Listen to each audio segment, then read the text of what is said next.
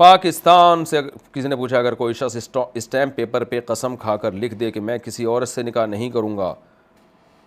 اور وہ عورت مجھ پر حرام ہے تو کیا شریعت میں وہ اس سے نکاح کر سکتا ہے؟ اگر یوں لکھا نا کہ میں نے فلاں عورت سے نکاح کیا تو وہ مجھ پر حرام ہے، تو پھر نکاح کرتے ہی وہ حرام ہو جائے گی اور نکاح ختم ہو جائے گا، تو دوبارہ پھر نکاح کرے گا تو پھر 2 طلاقوں کا اختیار رہے گا۔ تو یہ الفاظ اگر لکھیں اور کچھ اور لکھا ہے تو پھر وہ بتائیں، آپ نے جو مبہم سے الفاظ لکھے ہوئے ہیں۔ اگر نکاح کو معلق کر دیے، طلاق کو معلق کر دیا جائے نکاح کے ساتھ، تو پھر نکاح کرتے ہی طلاق واقع ہوتی ہے۔ ویسے اجنبی عورت کو طلاق نہیں ہوتی ہے کہ فلاں عورت کو طلاق، فلاں عورت کو طلاق، حالانکہ وہ آپ کی بیوی ہے نہیں، فلاں عورت مجھ پر حرام ہے، تو اس سے حرام نہیں ہوتی۔ آپ جب نکاح کریں گے تو نکاح ہو جائے گا، کیونکہ نکاح سے پہلے طلاق ہے نہیں۔ اس میں بارے بہت سارے اسلاف کے روایات ہیں، ان سے ثابت ہے، آثار ہیں جن میں ہے کہ نکاح سے پہلے اگر کسی عورت کو طلاق دی تو طلاق نہیں ہوتی، آپ اس سے نکاح کر سکتے ہیں۔ لیکن بات یہ کہ اگر اس طلاق کو نکاح سے معلق کر دیا، معلق کہ اگر میں نے فلاں سے نکاح کیا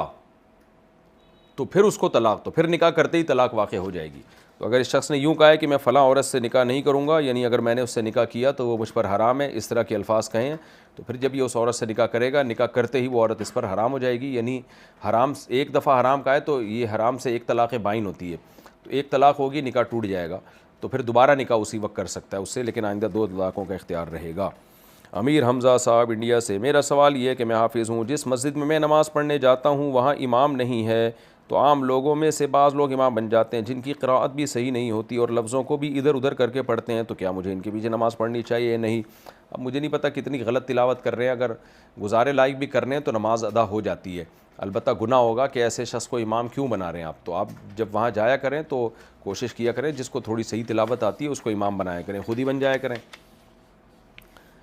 میاں زرین خان کے پی کے بنیر سے، ابھی میں سعودی عرب میں رہتا ہوں، بات یہ ہے کہ میں نے اپنی بیوی کو مخاطب کرتے ہوئے اپنی ماں سے کہا کہ اگر میری بیوی نے میرے بڑے بھائی کے موبائل پر بات کی تو پھر اسے کہو کہ اپنی مرضی کرو، کیونکہ بیوی میری بات نہیں مانتی، اور میرے دل میں یا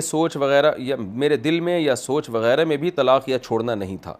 اب اگر میری بیوی میرے بھائی کے موبائل پر بات کرے تو کیا ہوگا؟ واضح کر دوں، میرے کہنے کا مطلب طلاق نہیں تھا، کیونکہ میری سوچ میں بھی نہیں تھا، صرف ڈرانے کے لیے بولا تھا کہ پھر اپنی مرضی کریں۔ نہیں جی، اس سے کوئی طلاق ولاق نہیں ہوتی۔